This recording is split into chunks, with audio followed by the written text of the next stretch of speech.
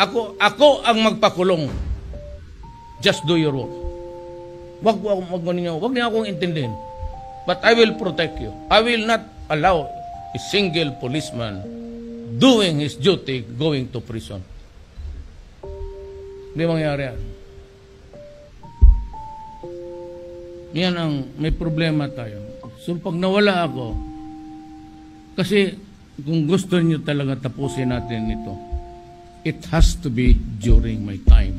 Because somebody is there to protect you.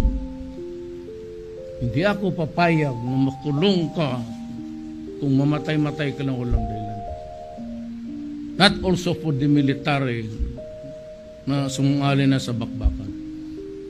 Walang makukulong sa iyo. My orders are very simple. That this country must see to it that the next generation is protected.